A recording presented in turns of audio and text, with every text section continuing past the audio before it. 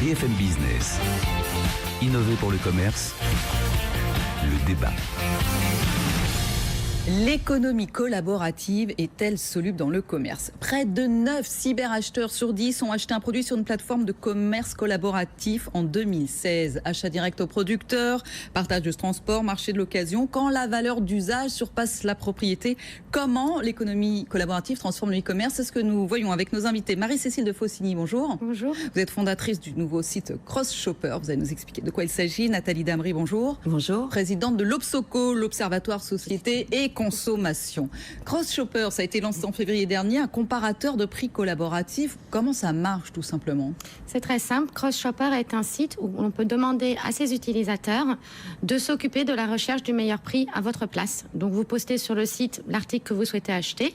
La communauté fait ses recherches de meilleur prix et vous recevez les résultats en 24 heures sur du neuf et de l'occasion. Donc combien de personnes finalement? Vous avez une communauté de quoi? 2000 personnes?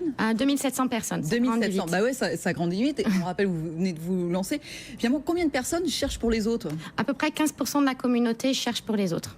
Et comment sont-ils rémunérés? Alors, ils sont rémunérés sous forme de points qui peuvent convertir en bons d'achat ou en euros. C'est ça, parce qu'il faut quand même une petite carotte quand même pour que les gens cherchent. C'est pas juste pour le plaisir de faire plaisir aux autres consommateurs. Il y a un peu de tout. En fait, je pense que l'élément très fort qui leur donne envie de chercher, c'est le côté jeu. En fait, il y a un prix de départ et il faut battre ce prix de départ. Et donc, il y a dans un temps imparti, bien sûr. Et donc, c'est cet aspect-là qui fait que les gens reviennent et ont envie de tiens, quelqu'un a trouvé moins cher que moi, mais non, je vais trouver encore moins cher, etc. Donc il y a un petit côté compétition. Nathalie Damry, c'est tout à fait dans l'air du temps. Ça. Je regardais, il y a une autre start-up toulousaine qui, elle, propose de tester le produit de votre choix avec un particulier qui le possède déjà. Ça, c'est Dimouze. On sent de plus en plus une espèce d'entraide entre consommateurs. Il y a d'une part une entraide, parce que cette entraide, en fait, on voit ce qu'elle fait en termes de consommation, c'est qu'elle redonne un peu de rêve à la consommation. Le constat général, c'est que la consommation classique telle qu'on l'a connue avec les 30 Glorieuses, elle est en train un peu de s'épuiser en matière de rêve, de fantasme, et le fait que les consommateurs entrent dans ce jeu et jouent aux marchands, entre guillemets, redonne un nouveau souffle à la consommation. Donc oui, toutes ces initiatives, elles sont intéressantes parce que entre le jeu, vous parliez de gamification, entre le jeu, le bénéfice, le coût, on est tous dans des contraintes d'achat, enfin des contraintes de pouvoir d'achat, pardon, tout cela fait que, entre consommateurs, on a l'impression qu'on se rend de meilleurs services qu'entre des professionnels ou des intermédiaires, et dans une relation presque hiérarchique entre le marchand et le consommateur qui n'a plus qu'à payer. Marie-Cécile de Faucigny, pourquoi moi qui cherche un meilleur prix, je vais aller chez Cross Shopper et pas chez un autre comparateur de prix? Parce qu'en plus, là, au final, ça va me coûter 2 € pour avoir accès à toutes les informations. Pourquoi le service va être meilleur chez vous? Nous, notre promesse, c'est qu'on va aller chercher au-delà des résultats que vous pouvez trouver en première page de Google ou sur les comparateurs. Les résultats proviennent de la communauté qui n'est pas intéressée par les gros sites marchands. Voilà, n'est pas intéressée par un site marchand ou par une marque.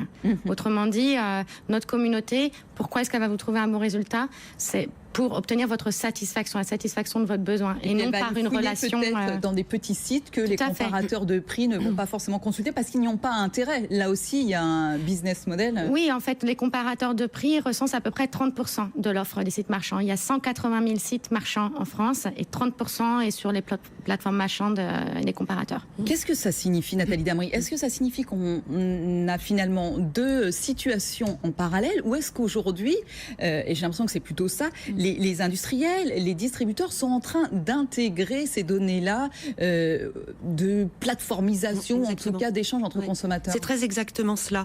Il y a eu au début un phénomène de résistance dans les années 2011-2012, quand l'économie collaborative a commencé à s'installer dans le paysage.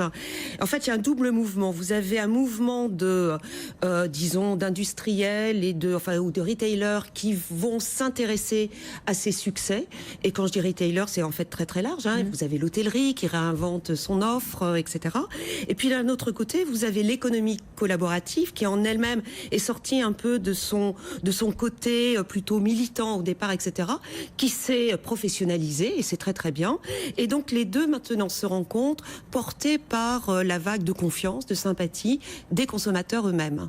Donc il y a ce double mouvement qui fait que ça marche bien. Ce que vous dites, c'est l'économie collaborative qui fonctionne le mieux aujourd'hui. On parlait de carotte, entre guillemets, tout à l'heure. C'est quand il n'y a pas uniquement de l'échange ou du prêt, mais c'est quand l'un est rémunéré. Exactement. C'est en fait, peut-être que l'on peut trouver cela triste, mais notre constat aujourd'hui, c'est que lorsqu'il y a rémunération, récompense et si possible financière, eh bien les sites décollent, parce que les sites de commerce collaboratif c'est comme tous les sites marchands, l'univers marchand, c'est du flux. Ouais, Blablacar, par exemple, au départ, il n'était pas rémunéré. Covoiturage.fr, c'était gratuit en tout cas. Le conducteur n'était pas rémunéré pour sa prestation.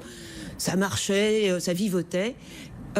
Du coup, le modèle a été transformé, c'est appelé Blablacar, mais avec une rémunération du conducteur, et ça a explosé. Et c'est la réussite que l'on connaît aujourd'hui. Mais c'est vrai, je regardais encore, je disais, cette semaine, par exemple, vous m'aviez parlé de Walmart, d'Ikea, avec la livraison entre voisins, par exemple. J'ai vu que Leroy Merlin intégrait Frisbees. Frisbees, c'est là aussi, c'est de l'échange de services, jardinage, bricolage, etc. Et on sent qu'il se passe quelque chose. Est-ce que, Marie-Cécile de Faucigny, ce sera ma dernière question, est-ce que vous avez l'impression justement qu'il ne faut pas opposer les deux et que vous allez être obligé, avec votre comparateur de prix CrossShopper, finalement de jouer un petit peu sur les deux tableaux et de se dire, pas d'un côté il y a le commerce collaboratif et il y a le commerce classique.